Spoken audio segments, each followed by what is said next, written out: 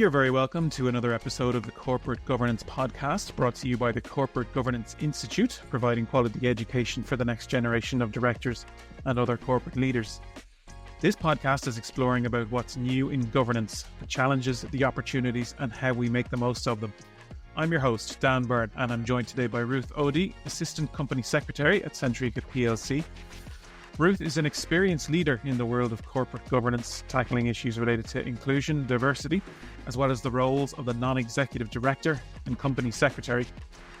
Ruth is also a member of the faculty at the Corporate Governance Institute, delivering crucial insights as part of our qualification programs. And today we're going to discuss the biggest challenges facing directors and the skill sets that boards are going to need in this shifting landscape of corporate governance.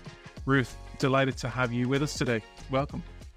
Great. It's good to be here, and thank you for having me here. Not at all. So let's just jump straight into it. And the same question that we pose to all of our guests, just to start us off, could we learn a little more about you? Could you briefly tell us about your experience in governance and what drives your interest in it? Yeah, my bread and butter has been corporate governance. I started my career at a company called Compass Group PLC.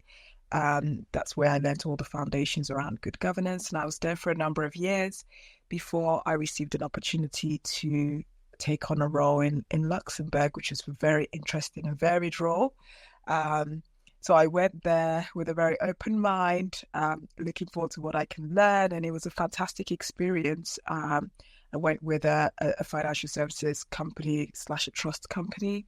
And I was there for a period of about 3-4 months before I was then sent on a secondment to one of their largest clients at the time. I was sent over to carry out a secondment opportunity where I was covering for the role of the head of secretariat who was on paternal leave.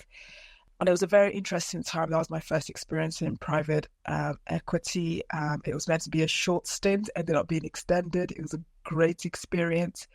Shortly after that experience, I went back to the company that took me to Luxembourg.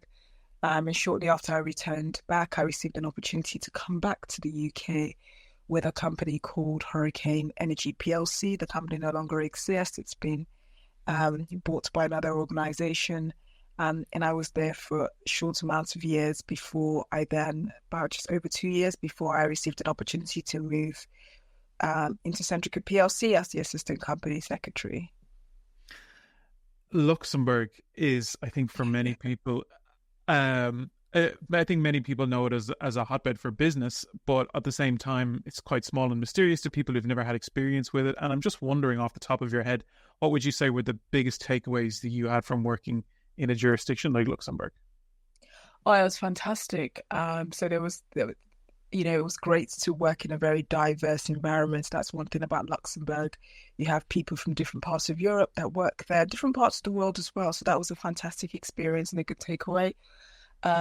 It was a good experience in learning how to communicate and work with people from different backgrounds to you and who have a different system, as well as working cross-jurisdictionally. So whilst I was in Luxembourg, even though there were the Luxembourgish entities that we looked after, I also worked cross-jurisdictionally with the offices for the private equity group company in the US. So I worked cross-collaboratively with them. And I remember when I went on holiday to the US in that summer, I went over to their offices to say hello, with Singapore as well as the UK.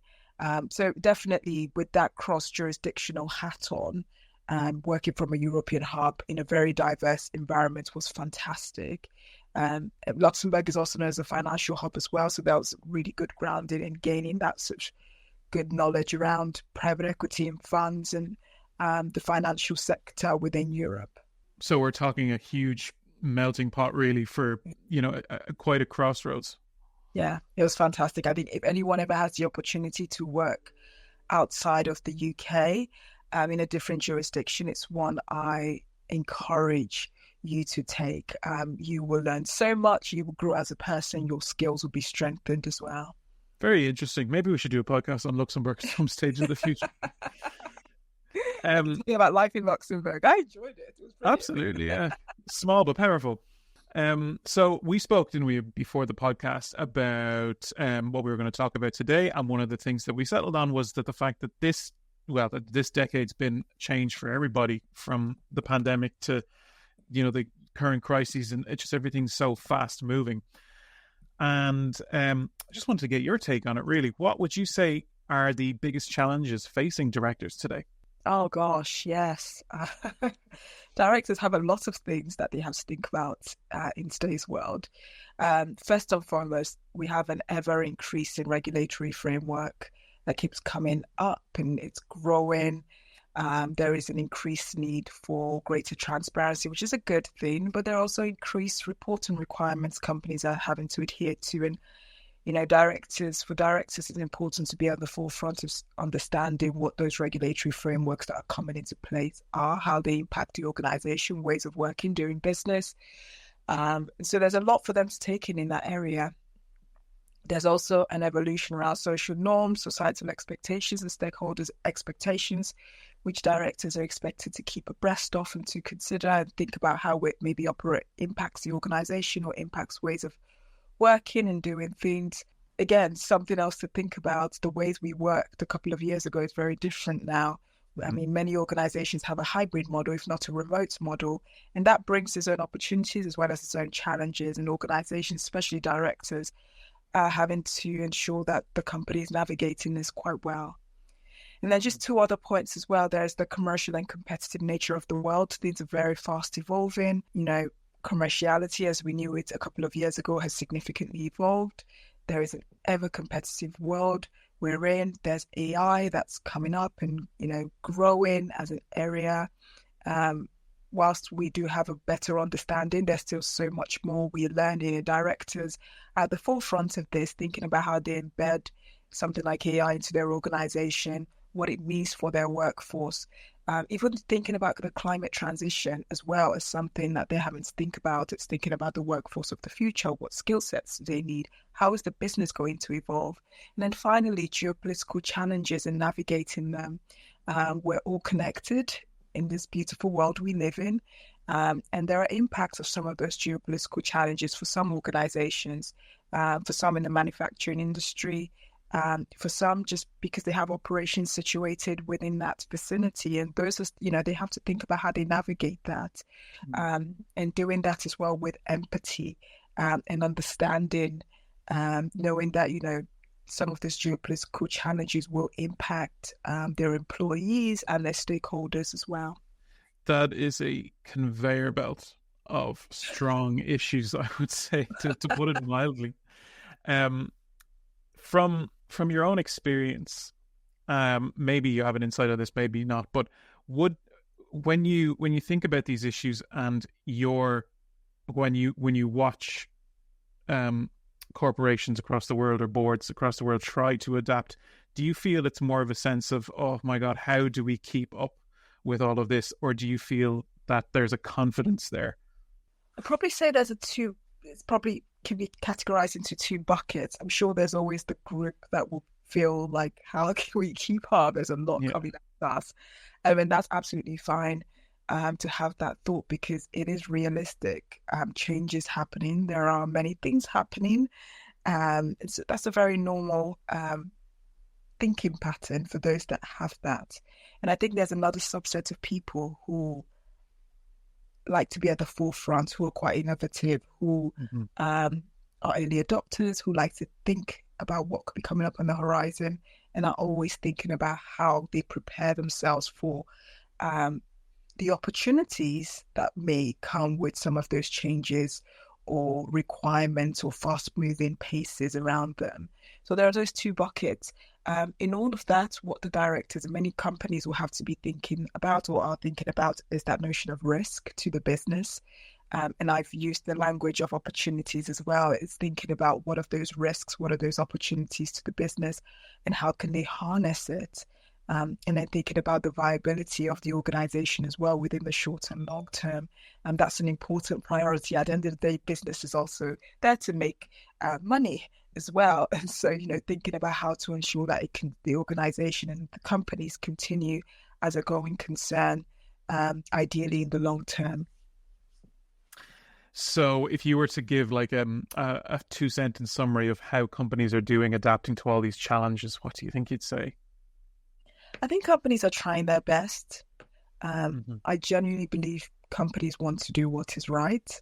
It might be because of my positive disposition. I've been told I have a very positive disposition. Which is great. It's good, right? Yeah, exactly. I genuinely believe people want to do what is right. There are a range of things that they have to think about. Sometimes there are conflicting interests and things need to be prioritized differently.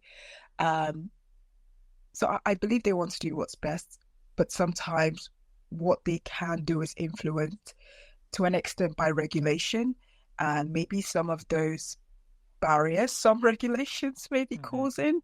Some of it is impacted by access to capital. Some of it is just impacted by the fact that it's not necessarily the right opportunity to make some changes. But I believe companies want to do what's right, and want to do what's best. For those who don't, they always get caught out. It comes out in the media. We hear stories, or Sure. they may find they're just not as successful as they would like to be. I admire that positive attitude. Thank you. Let's hope I keep it. You will, I'm sure you will. The skill sets that we need to sort of address all of these challenges. You mentioned risk, that was one. Is there any other like big flashing skill sets that you think we need this now to address the latest challenges in governance? Yes, I'm just thinking through a couple, and I'm just going to call them out. So the first one is the ability to be strategic in one's thinking, to anticipate future trends, challenges, and opportunities, and think about how that can be embedded within long-term planning and decision making. That's definitely a skill set that's helpful and needs to be utilized more if it's not already utilized in many organizations. Financial acumen, that goes without saying. It's important to understand financial principles, understand how to maintain a fiscal health of an organization or a company, understand the various stakeholders' needs and requirements in relation to the fiscal health of a company. Investors have things that are quite important to them. Stakeholders like the employees within the business have matters that are important to them in relation to the fiscal health of a company. So it's ensuring that there is that strong understanding of those various financial principles.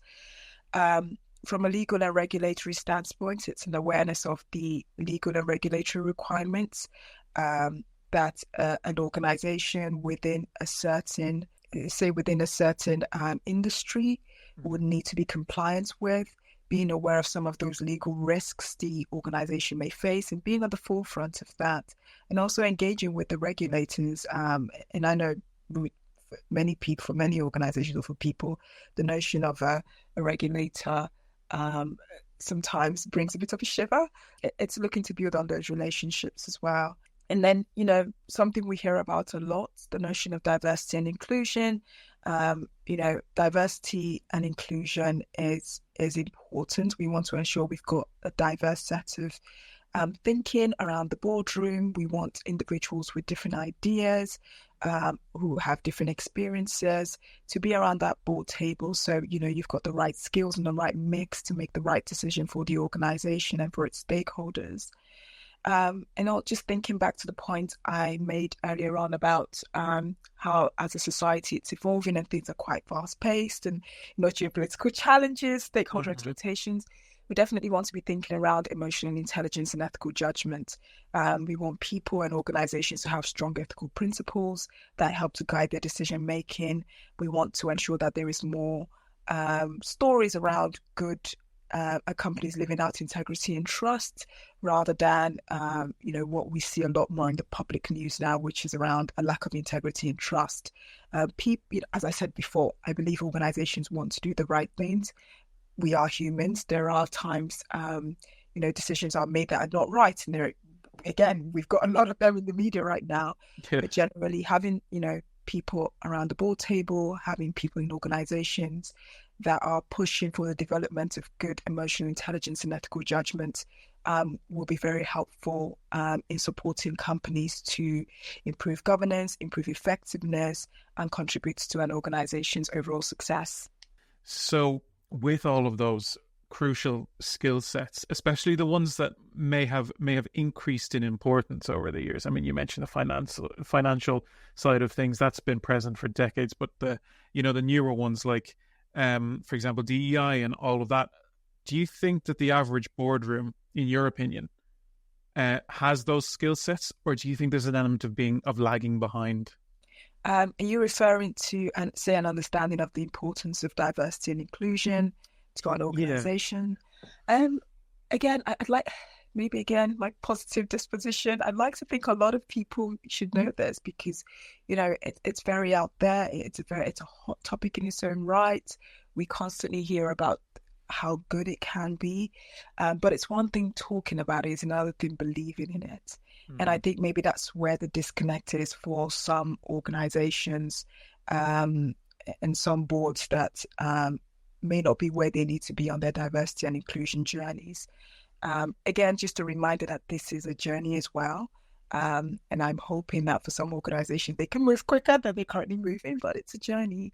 But it's something I believe they have to believe in and want for it to make, for them to harness the value of having, say, diverse thoughts around the room.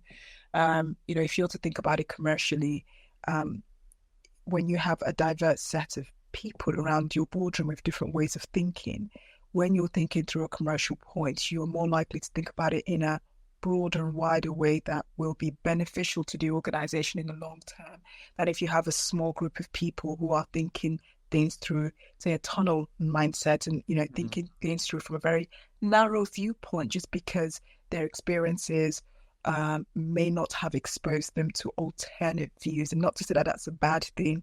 What we don't know. But if a company, say, is looking to enter a new market, you would want someone around the table who has experience in that market or who has experience engaging with the demographic of stakeholders or customers you're looking to reach. So I think people want to do the right thing, as I said before. There might just be that slight disconnecting belief around it or disconnect on how to bring it to life for that organization. But, again, it's a journey. And it's a journey I hope, we see a lot more progress on. There are various reports that talk to the notion of diversity at the FTSE level within the UK and where we are from a gender diversity perspective. And, reading that report, it does give me hope that, things will get better because it is getting better. But it's, yes, we're taking strides and positive steps, but how can we elevate these to the next level? And that's the question we all need to be asking ourselves so that we can harness all of this great benefits of having diversity and inclusion within our organizations. So it seems to me that there's a certain, there's a measure of eagerness among any company for things like DEI and, the trick for many companies might be just explaining the positive, sustainable effects of, getting serious about it and pursuing it. And how crucial do you think that is, the idea of explaining the full picture of what something like DEI can do for an organization in the long term? How important do you think it is to get that explanation right? So to get people on board, Oh, I think it's very important. At the end of the day, we're people, right? We want to understand why we need to do something and what those benefits could be. And I also think it's also, in addition to that, it's thinking about how to help the organizations that haven't even begun this journey think about how to begin this journey and thinking about the mindset they need to have in advance of starting this journey as well. And why I say that is, for example, for certain industries that may be quite traditional, they would have had their ways of working and being for many years. And whilst change is a great thing, for some people, change isn't something that comes to them easily. Like, they shudder at the thought of change because they like a routine, they like a tradition, they like an embedded way of doing things. And they know it works. And exactly, they know it works, right? And you're asking them to try something completely new. And I think for those for those types of industries, for those types of board members, it's thinking about, it's first of all, communicating to them that there is an understanding of where they're coming from, because no one wants to have their views dismissed. And I don't think it's right to dismiss anyone's view. So it's, being clear that we understand where they're coming from, and then helping them see and understand what those benefits could look like, how those changes can be embedded, how it's a journey. And no one is expecting them to, to have it all done and dusted by tomorrow, but it's the small steps, and then communicating the benefits to not only to the organization, but to its wider stakeholders. And how, again, it comes back to the bottom line. When you have you have an engaged, happy, inclusive, diverse staff, it will come down to having people who want to help push your strategy forward. If you have a diverse board, you're more likely to think about your strategy, your decision making from a broader view lens that's likely to help your organization. Coming back to the bottom line, you're able to think broadly in terms of your investor base and access to capital, etc., etc., etc. It's a journey. Yeah. And it's like, I can see a huge challenge in even just that alone, in that, this is a huge process filled with different chain reactions, different stages, and it all equates to something successful in the long term. But condensing that into one explanation in one board meeting about, a serious amount of long-term strategy is a challenge in itself. Yeah. And you've hit the head on it being a long-term thing. Because, something that I can imagine people are having to think through as well, what's the benefit of it in the short term, the next 3 years? And it's like, actually, this is long term. It's not something that you may see the benefits of there and there. For some, yes, you're able to quantum the benefit financially pretty quickly. But there are some other quantums you can measure on how you can see that benefit. So employee satisfaction, your stakeholders, your investors' satisfaction, or a level of engagement with investors or certain stakeholders. And then over time, you'll begin to see that financial benefits as well. Because, when you're thinking about things from a strategic perspective, it takes time to embed, right? And then to see that outcome.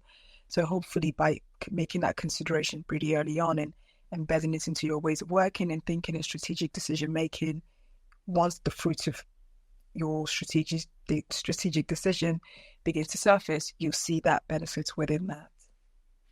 It leads us quite nicely onto my next question, which is about the ability to disagree in governance. And I think a lot of the strategic thinking that you were talking about involves, to a healthy extent, the ability to disagree, especially when you're on something as crucial as a board. So from your perspective, how important is it to have that skill set, that ability to disagree, compared to, let's say, 10 or 20 years ago in the world of corporate governance?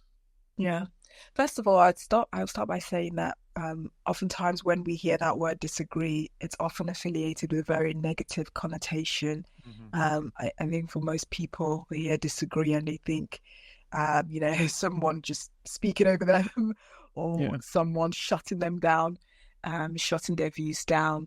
And I don't think that's necessarily the best way to view disagreement for anyone who is thinking about it from a negative lens. Maybe a way for the purposes of this podcast, maybe a way we could explain it or refer to it as it's hearing an alternate view outside of yours. And I think it's very important in today's world to hear different viewpoints around the board table. Not only around the board table, but just generally. I worry sometimes that we're losing that art in today's society of hearing other views outside of ours. And if you think about the board and how they operate, these are a group of people sat around the table making some really key decisions. When they're making that decisions, you want the confidence that the individuals on your board have thought about things through and through in advance of, making those decisions. And that's what having different opinions allow, because it allows you to think about things from different viewpoints. We won't always agree as well. We come from different backgrounds. I live in the south of England. Growing up, my exposure and my life experiences are very different from yours. I don't know what it is, but I imagine we do have some differences. Yeah, sure. And that has influenced our ways of thinking. And what you want is you want different people who are able to think about things from different perspectives, people who are able to think about things from a financial markets perspective, people who are thinking about what it could, from an employee perspective, and how a decision could in fact impact some of your employees and what the outcome could be in terms of a culture of an organization. You want people who are thinking about the regulatory landscape and engagement with certain types of investors or certain types of stakeholders like your suppliers. You want all of that thought around the table. So when your decisions are being made, you're confident that you have considered all that you need to. And there are times as well that, you just will not necessarily agree on how certain matters need to be, how the certain decisions need to come about. And equally, that's okay to put that viewpoint across. It's okay to have that challenge. It's okay to, hear another view that might sound very radically different to yours. As long as there is no disrespect, because I think respect is key when communicating a different viewpoints. You want to ensure that, you're acknowledging somebody else's thought pattern and where they're coming from and what could be behind that. And as long as that's being done, I think you'll find that that whole notion of discussing and coming to a decision is robust, it's effective. Sometimes it may be uncomfortable, and equally that's okay as well. But ultimately, the decision that will be made at that time will be what is the best decision at that time. When I think back to the financial crisis and some of the scandals that took place, a question that often comes to my mind was there space within the boardroom or around that board table for people to have a dissenting opinion on what was being proposed be done at that time, either within the financial market or within the decisions that were being made by the company strategically. And sometimes I when I reflect on it, I think actually maybe there wasn't space for that. There wasn't that psychological safety, and as a result, groupthink took place. People just went ahead and said yes, and the outcome of it was terrible for all of us. So it is very important now, and as society's expectations grows, as stakeholders' expectations evolve, societal norms are changing. It's very much important now to ensure that you're creating space, psychological space within that boardroom table to hear diverse opinions and thoughts. And like most people would, I think, accept in governance that is the trend. However fast it's moving is another question. But we're moving away from the groupthink era and just say yes and go home into a more into an environment of healthy critical thinking. And I'm sure most people listening to this, like myself, would agree with everything you just said.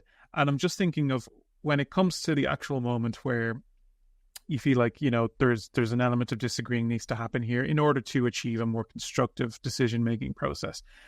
It's quite a balance, isn't it? Because you need to be assertive enough to mention the valid points, but you also need to you need to be measured enough to avoid anything descending into an overly negative conversation or an argument. How do you navigate that balance?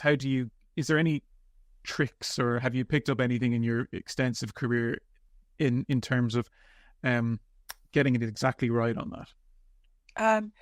So one of the things I've observed with some great leaders, I would say I admire,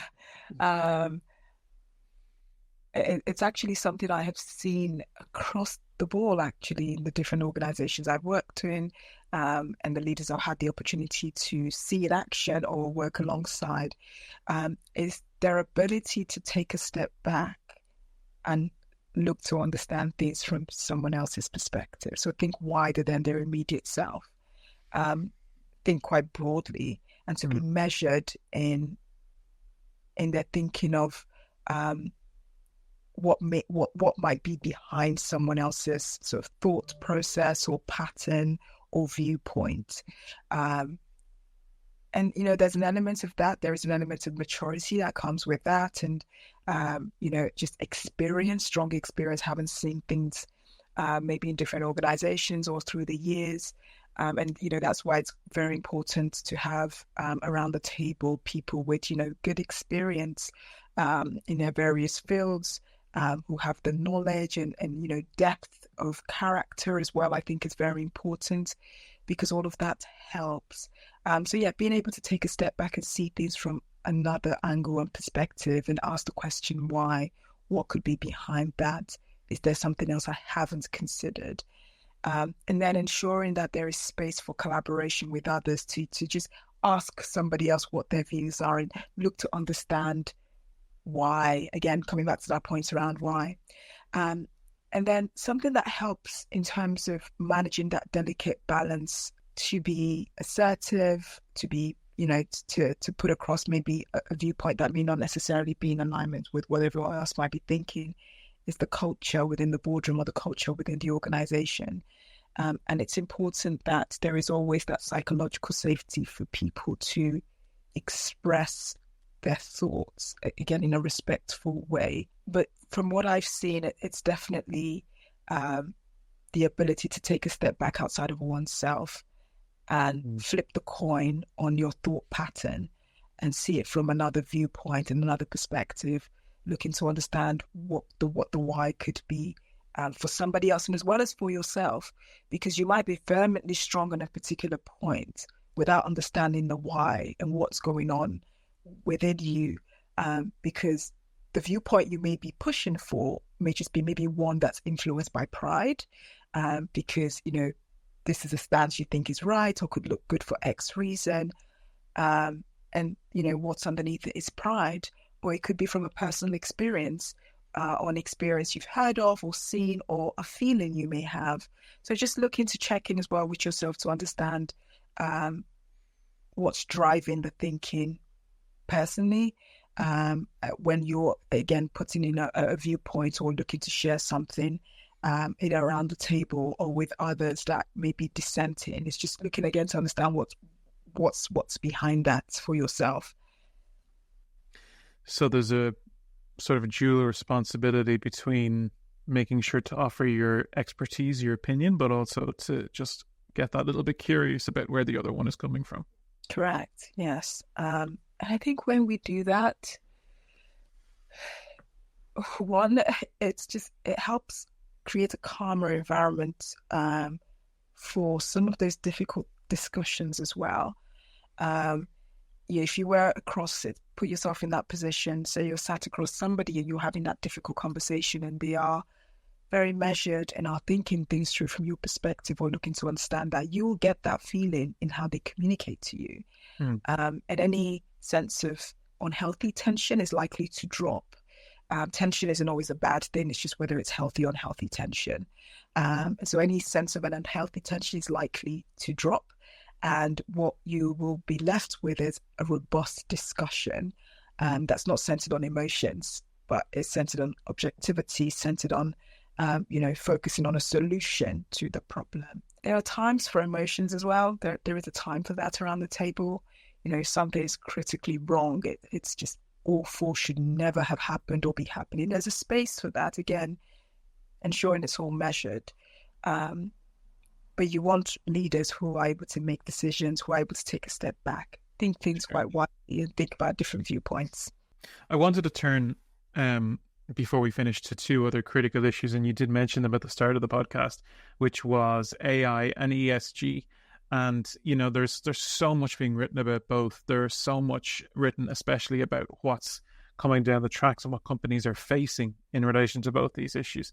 And I just wanted to know your take on them both, assuming that, your average example company's board has decided to sort of address skill set shortages and make sure that they're equipped to deal with both of the issues. If the company has the skill sets on board, what benefits will they see, in your opinion, in tackling these issues? I think where there's evidence of those skill sets around the board table, so skill sets around AI, ESG, what will definitely, the benefits to the organization would be one where there is a stronger foundation around AI, a stronger ethical framework being embedded within the organization in advance of say, the embedment of the artificial intelligence as a system into the organization. So the foundations needed that needs to be put in place before AI or ESG is then implemented will be good.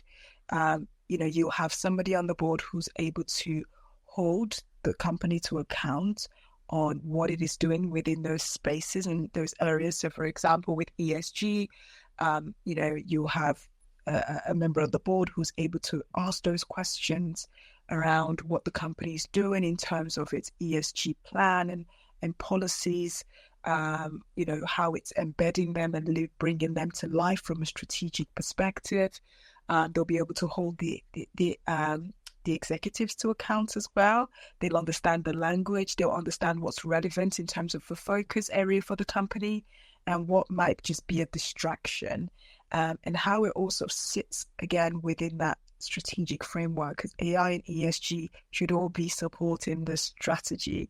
It shouldn't be a hindrance to it. It should be helping it. And so, having those skill sets will ensure that in those two different areas, you have the right people who are, asking those questions, who are providing those oversights. For those companies that have an ESG committee, it gives you that comfort to know that you have someone who's able to influence and feed into the committee's work plan and what it should be thinking about and doing. It's good. You want, again, comes back to having that skill set and knowledge. You want people around the board who have a knowledge in that area. Sure, yeah. Drive things forward. And I think I know the answer to this, but how I presume you agree that just having these skill sets in both of these areas is absolutely crucial for the next 1 decade, 2 decades, even longer. Oh yes, very much. And as we learn more about AI, for example, I think what we'll definitely see is more of an upskilling of people. People will upskill in that area. It's growing, it's developing. So people are learning about it, and that's equally fine. So that's quite exciting to see how that evolves in the future. I'm excited to see and understand what the skill sets of the directors of the future would look like. And I always try to map out these things in my head, and in quiet times I reflect on it.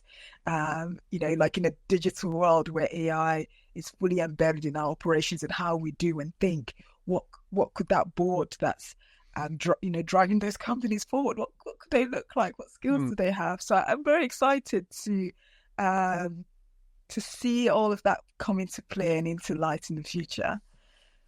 And you know what? You might have offered a big glimmer of hope to anyone listening who thinks of both of those issues, or indeed anything, and thinks, I have no idea where to start with this. But you've mentioned that people are training, they're upskilling all the time. So, that's a very common window, right, into adapting your skill set for the new issues.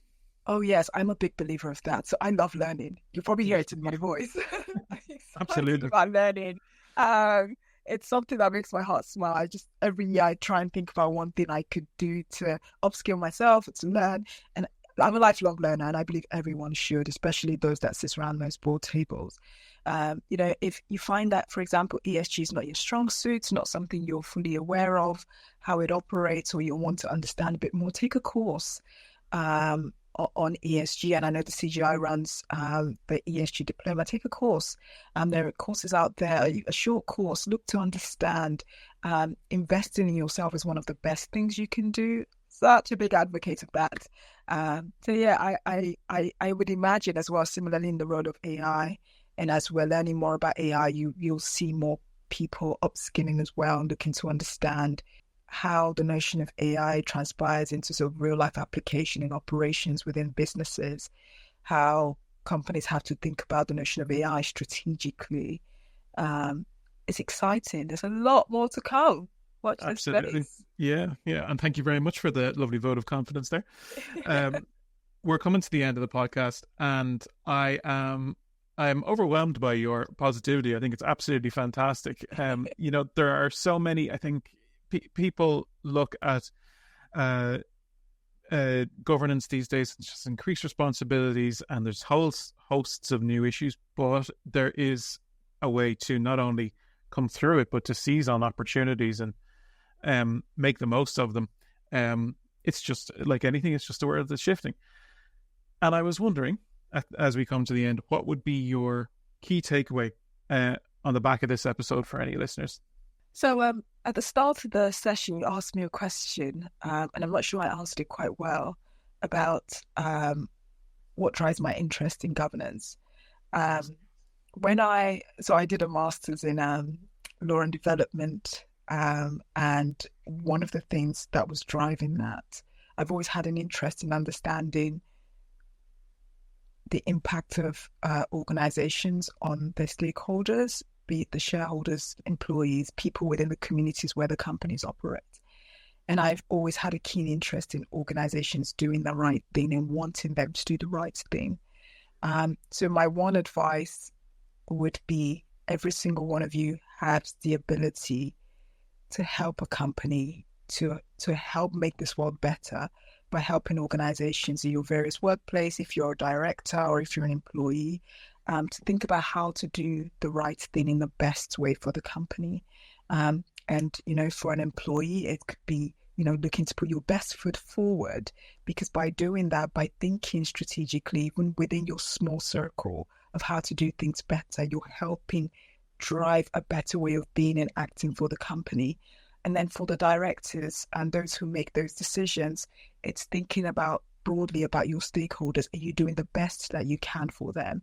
And just taking those small steps, because when we do that, what we push forward is a better world, for not only for ourselves, but for our children, our children's children. We want to leave the world, we want to leave the economy in a better state to what we found it. And I know there are just things outside of our control and things, there will be bad things that happen. But I think if we have that mindset of wanting to push better, and this is what I think governance helps, it's how do we do things better?